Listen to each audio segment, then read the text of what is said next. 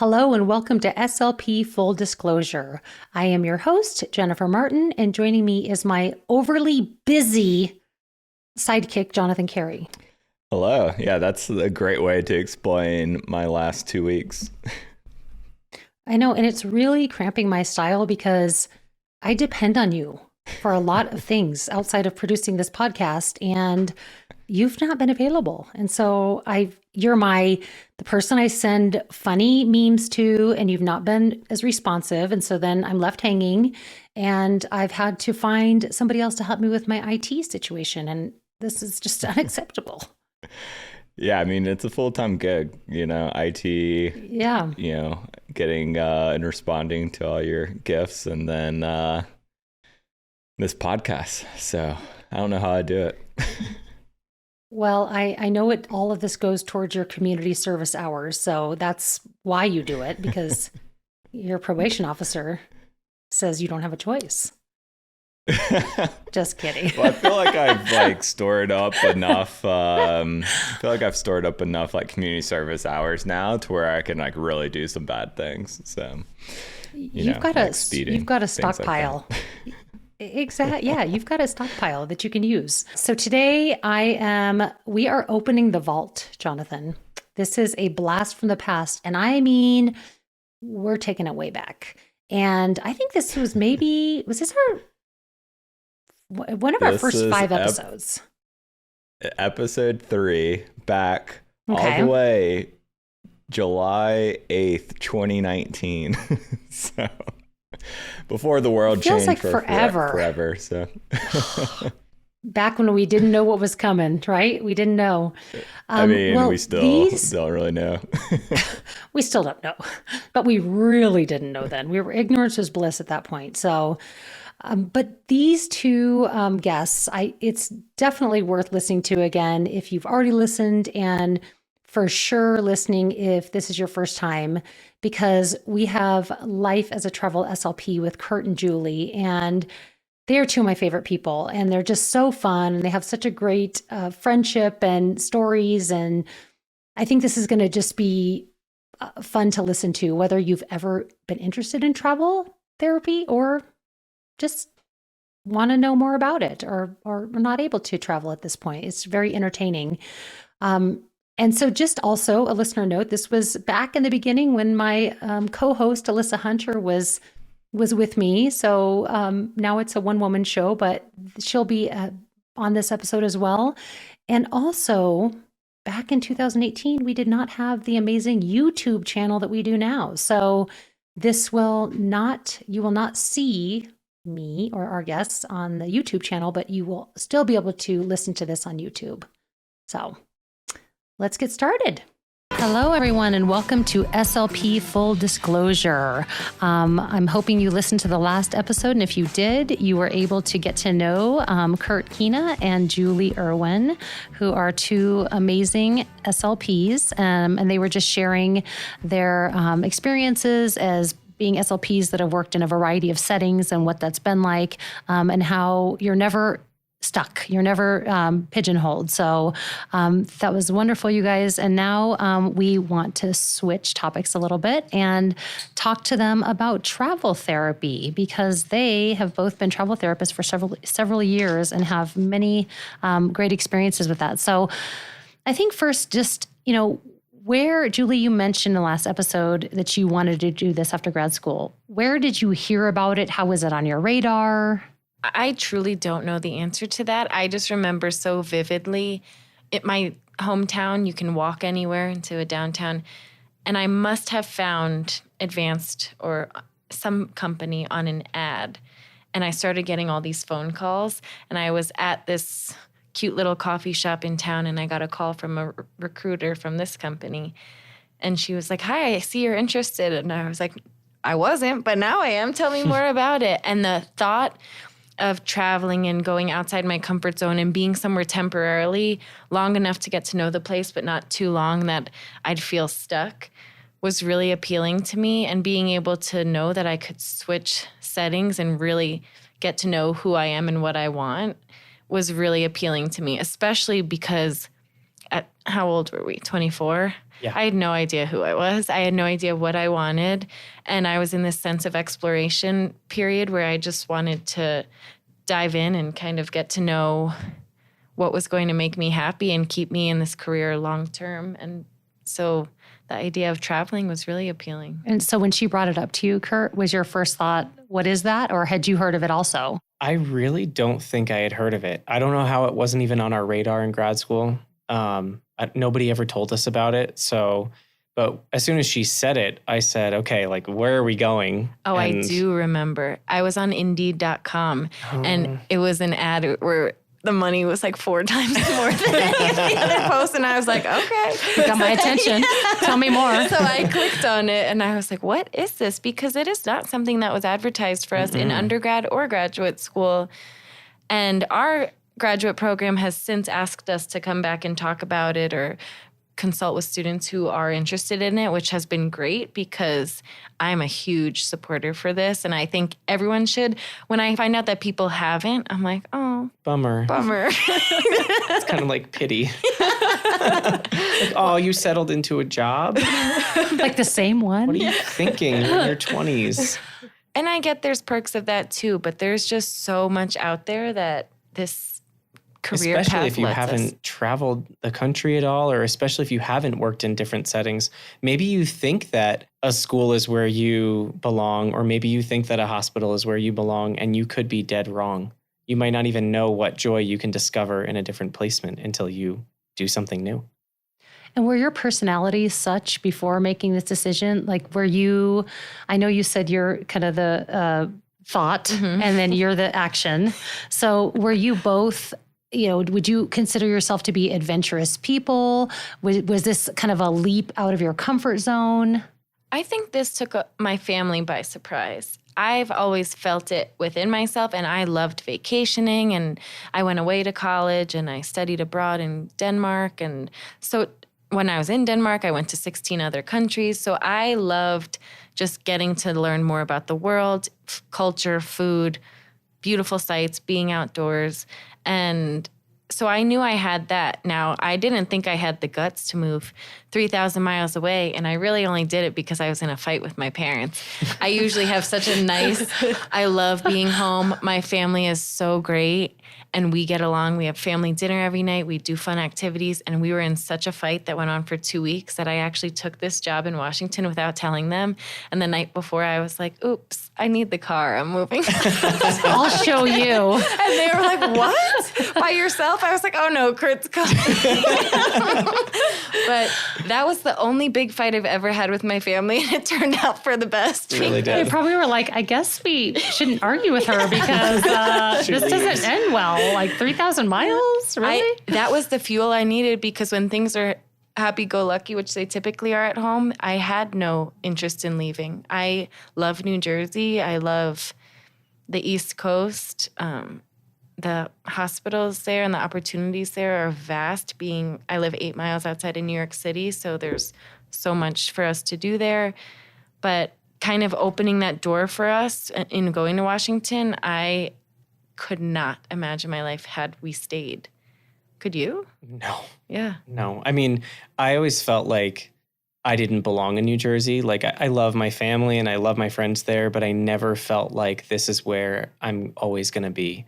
And then when we went to grad school and they told us our license when we got out of grad school would be for New Jersey, I was like, oh, I guess I'm kind of stuck. Mm-hmm. And then Julie was like, no, we can leave. Let's do travel therapy. And I was like, are we leaving tomorrow? Let's go. But, again, like before getting a job out of grad school, never really had the money to do too much traveling. I did take 2 trips to Spain, one before grad school and one after. And had done a little bit of traveling in high school, but nothing too extreme, but always loved it. And any opportunity I ever could take to travel, I took. But yeah, I was ready to go as soon as Julie mentioned it. And and far. I was like, let's go as far as we can. Alaska. What was Almost. unique for us is we finished graduate school in November and couldn't get our license until March. So we had that whole period where we could not work. Yeah. At least licensed, like we could get a job. I think I worked at a gym. I was the towel girl. You were a towel girl. Yes. I was a translator. And I was just applying for jobs like crazy, and things weren't as high performing as we were. I really thought it would be easy for us to get a job. And when that wasn't happening, that's kind of when I opened my mind to the idea of travel, and seeing that there were droughts everywhere else. I was like, let's go. We can always come back to New Jersey, but there's so much to do elsewhere. And I had really never seen the East Coast because I've traveled with my family up and down the East Coast, but and I had been to Kansas once. But I had never seen the West. I'd never seen the beauty out here, how different the landscape is. I mean, I really am not a safe driver when the landscape is nice. Luckily, my car beeps at me when I leave the lane now. But I just it did a few years ago. It did a few years ago when I was taking pictures of that. Okay. It's just incredible how beautiful it is out here and how much there is to see in the United States. I had traveled a little bit before, like I said, but always outside of the U.S. I never realized what I had here, and never realized the opportunity as a therapist to just get. It's not that hard to get. Well, it's hard, but it can be done to get licensed in another state. It's a pain in the butt. It's a process. It's a process, but not hard. Yeah, it can be done. But I think we are enlightening a lot of people, both therapists and not, to use the U.S. as a travel destination. People are like, this is in the United States? Where are you? I'm like, yes, there is so much to see. Get in your car. Start it's driving. a big country. It's huge. So where are all the places that you guys have actually worked? I know you've probably traveled. Well, you've been to 45 states, right? But where are the places you've actually had assignments? I just had assignments in Washington State. I worked in New York and New Jersey, and then this is my 5th contract in Colorado. So I have fallen in love with this state, and I don't blame you. So have I. I know, and I will ultimately be here to stay. But while I'm not tied down, I think the route is to keep doing contract work. Yeah. I will live through you. And so you guys touched on this. You did, Julius, that your family was like, what? What was your family's biggest sticking point where they were like, what? Were they concerned, worried? Like, what was the reaction? It's how fast the process is. Like, you get your license and they're like, okay, you start in 2 weeks and you have to start driving. So it was like moving without having that adjustment period of being like, let's all have a goodbye and have a nice dinner celebration or have all of your friends here. It was a very rapid process for me. And I think that scared them. And also housing is a little intimidating. I luckily found this red barn and I was like, I will live here. And I did. And I'm a big fan of Airbnb. That's where I find a lot of my housing because it allows me to just bring clothing with me. But I think that also scared my parents. Like, you're going to live in someone's house. You've never met them. Mm-hmm. You are going to move across the country. Did you get an oil change? Like, it was like all these little things. But ultimately, they were happy. And by the end of it, I mean, every weekend they were like, send us every picture. And my dad was blowing up pictures of all of my adventures and like sending them to me. I'm like, Dad, I have them on my phone. Dad, I'm here. Dad, I'm here now. But I think they've grown to love it too because they've seen how happy I am and how much I've transformed because it is transformative. Mm-hmm. I was this sheltered, pretty timid person, and now I've taken contracts in states I've never been to by myself without Kurt. And it's been a huge growth mindset and process for me. Yeah, my family probably, I don't know, they've always known that I was going to leave because I've probably said it since birth, but I'm out of here. But it's still not easy. I know, especially for my mom, every time I say goodbye, it's rough. We both kind of tear up, but we know that I'll be back, and she knows that I'm doing what makes me happy, and that excites her. And same for my dad. I mean, I've lived with my dad quite a bit, and I'm even sad leaving him because I think we make great roommates, but he knows that I'm living adventures and I'm doing what makes me happy every single day.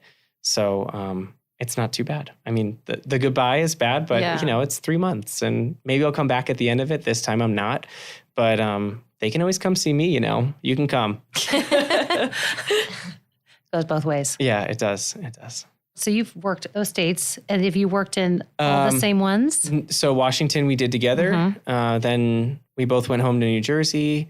Julie came out to Colorado. I was still in New Jersey. Eventually I got out and I went to St. Louis. So that's And our then- only difference, Yeah, St. Louis just St. and Louis. New York, but I was still living in New Jersey when I Right. worked there. So how would this, I mean, looking at this, you guys have had each other for most of this. And I know it's probably hard to compare because you've had each other for most of this, but those times when you haven't, those few contracts, is it still have the same amount of excitement and fun? Oof. My first month in St. Louis, I loved that. I still love that city. I really, really love St. Louis. But my first month there, because I didn't have any friends or family there other than Julie's aunt and uncle who Took Kurt in. did take me in my first night there for my birthday.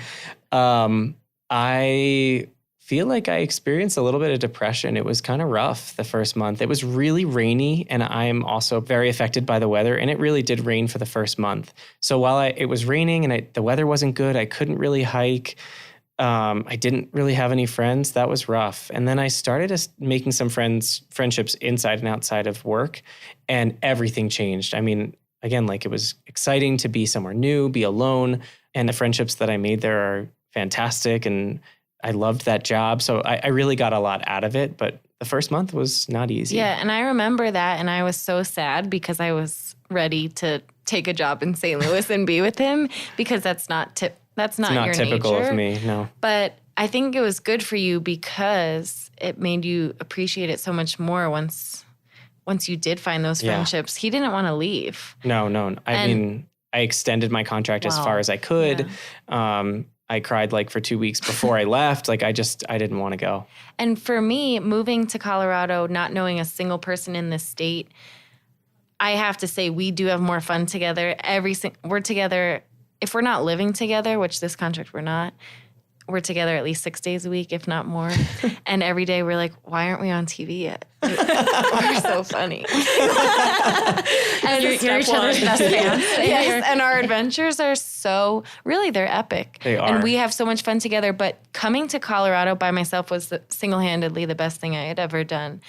I recommend living in Airbnb because I did have, even though she was in her 60s, I had someone to come home to, where whether or not you are best friends or just roommates or you don't even see them, just knowing that someone's there was a source of comfort for me. But I really had to develop these friendships and start from square one. Like, no one knew me. So I had nothing to kind of hang on to. I was like, the real me is coming out right now because there's no reputation to adhere to. No one cares about what schools you went to here. No one cares about what accolades you have. Or it was starting from ground zero. And the friendships I've made in Colorado are the best I've ever had. I met my boyfriend out here, who I'm pretty sure I'm going to marry if things go right. Are you listening? Although Kurt and I are already. Well, we've been married for years, but I mean, is that legal in some states? I think actually in Colorado, if you Oh. live with if they're your domestic partner, I think you could get on each other's insurance at least. well, we should try that. Yeah. Yeah. So you'll have a common law and then a licensed Best one. of So, both I mean, Well, people that don't know us introduce us to other people as a married couple. So Every contract, they're like, this married speech therapist couple, they are changing the world. We're like, who says we're married? But okay. I'll take it. But it was a huge experience for me. It was the first time I still had the sense of comfort from my parents at home, and knowing that if I failed or if something went wrong, they would welcome me back with open arms. But doing this was the best thing I've ever done for myself. I'll second that. Yeah. For me or for you? For both of us. Yeah. For both of us. How did both of you make those friendships when you didn't have any basis? I know a lot of people get really worried about going somewhere because they're like, wait, but how do you do this if I don't have a wingman? I think I very often say that I am from New Jersey or that I live in New Jersey. And that kind of puts people's antennas up and they're like, what? Who are you here with? And if I say for work and if I have that open, I am pretty open. We both are. And we seem to attract people pretty easily. Whether or not they become our friends is a different story. Yes. Some cannot sit with us. But I was just so open to the idea of friendships, and I really believe in you get back what you put out. And my best friend out here, actually, I live on her property in her guest house, and she owns a yoga studio. That's how I met her, actually. I went to her yoga studio, and she's like, "You have no friends? I'll be your friend." It was this beautiful... Colorado people are the best. Oh my gosh, they're the best. But it was this beautiful matching, and she said, well, you put off that high frequency, and people want to be around it. And I think even if you have to fake it, do that when you go somewhere new, because I was a little scared and I was a little anxious about meeting friends, but I went into it being like, I want this, and it kind of fell into my lap. But I think it does have to do with what you put out. Absolutely. I think also just doing things, whether it's going on a hike. I mean, we've met people on hikes that have become friends with us.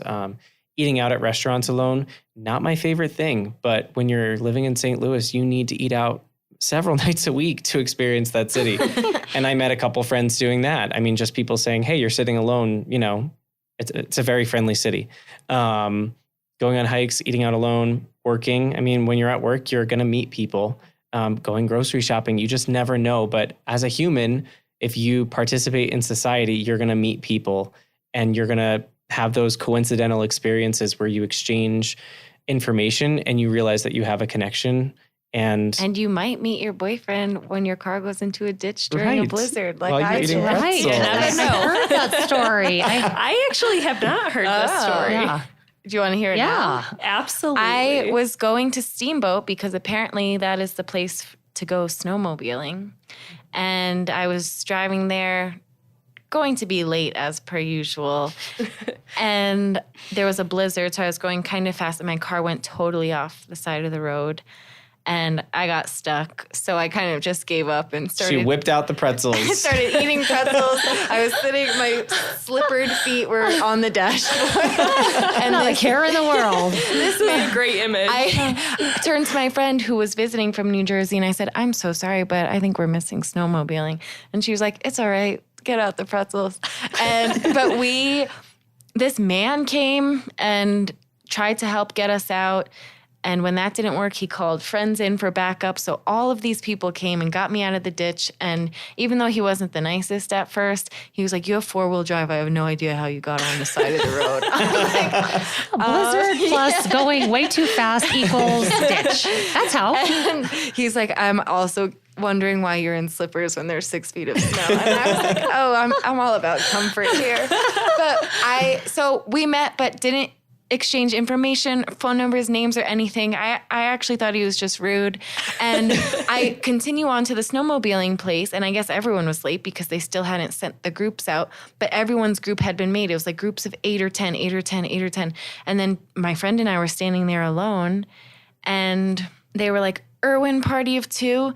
And this guy runs out with this orange helmet on, and he takes it off. He's like, sorry, I was helping getting 2 people out of a ditch. And I was like, oh no, that was us. And so he was actually our guide, and he kind of took us on this private tour all day, and it was amazing and so fun. And I had just gotten out of a long-term relationship, so it wasn't on my radar, but my friend's like, I witnessed love at first sight. And I was like, did you? I don't know what I witnessed. Was I there? And she's like, you have to leave him your number. And I said, no. And she's like, then get your car stuck again on the way out. Like, he'll know it's you. I was like, no. You know how to do it now. Yeah. Just do the same thing. So we parted ways. And later that day, I got a message being like, hey, this might be illegal. I stole your number off your waiver, but I can't stop thinking about you. You want to get a drink? And we did. And a year and a half later, the rest is history. We have a dog and are living together. And it's been a pretty crazy love story. The dog's name is Pretzel. Oh, you're kidding me. No. Okay. It's either going to be that or slippers. I was just going to say, or slippers, or snowmobile, or steamboat. Is he going to New Jersey with you? No, he's from Texas. That's another weird thing. But now he works out of Golden.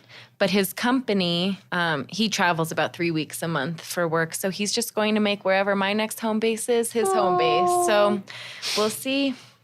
where sweet. where that ends up. Alaska or Hawaii might be hard for that, but Yeah.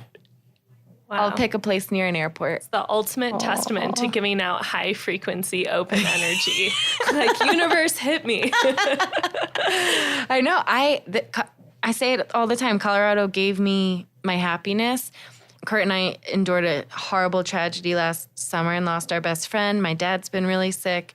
So many things have happened, and Colorado has made me whole again and brought me to people and experiences that have rounded me out to a degree I didn't know was possible. And that is the gift of travel. You meet people who are supposed to fall into your path, and I'm just lucky for the ones who did. Sounds like Colorado is just as lucky to have you. I mean, both of you. That's, We'll be back. Blessed.